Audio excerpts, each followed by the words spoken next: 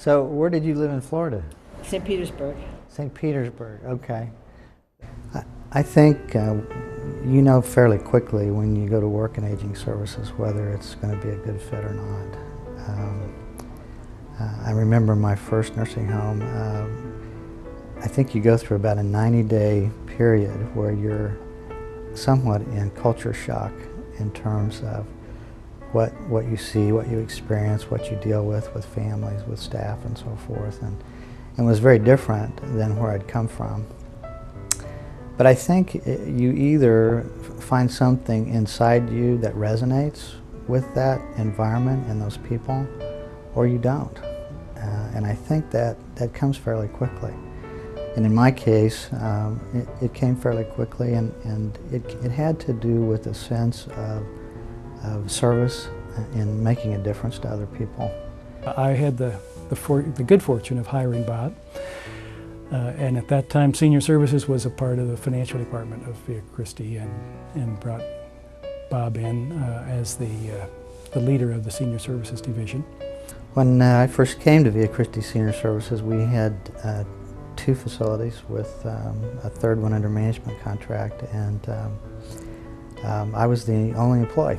As a visionary, Bob was always looking for what was coming next, what was around the corner. How can we provide the services that are needed, but that maybe haven't been developed yet?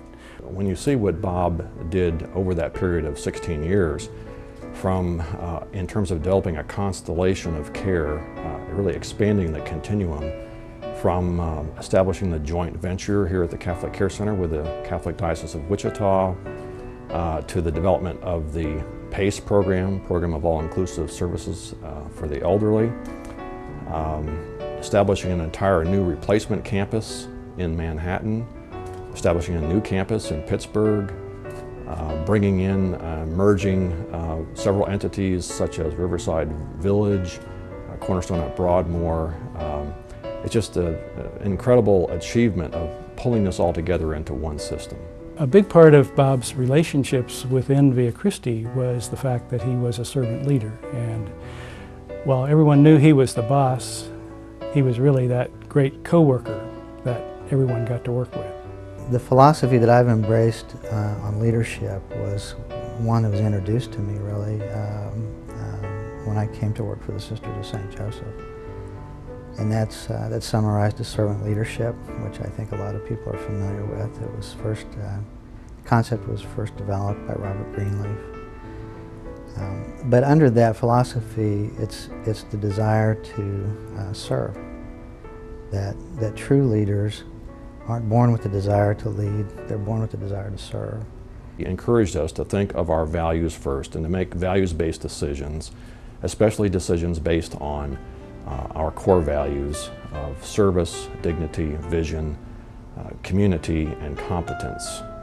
So that we looked at making a values decision, what is the right thing to do for the people we serve first. Well, I think that Bob has spent a lifetime of achievement at Via Christi, a lifetime of living the gospel values of Via Christi, and of making sure that the quality services were available to seniors throughout the state. I think the things that I will miss most about being in this field is the people. You know, we as a group, I think, have accomplished a lot of things, but after being gone now since the end of September, I think what I miss the most is the relationships. And you know, when you spend 16 years working and building a ministry, all that gets done because of people. And it's those relationships, I think, that you treasure. I think Bob's legacy is the example that he has provided for senior services, the leadership example of servant leadership. Well, I think there are very few people who could look back and really say they've developed a system, and developed a system that has grown several-fold over this period of years. I think the future of aging services is exciting. I think the next decade is going to hold some new challenges. Bob, congratulations. We love you and wish you the best. congratulations on this. This is a great honor for you and well deserved.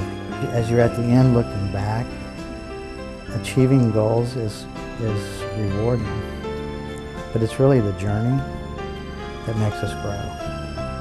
And so I would just say live in the moment. And then I would also say that this is a field where sometimes you need to think with your heart and not your head.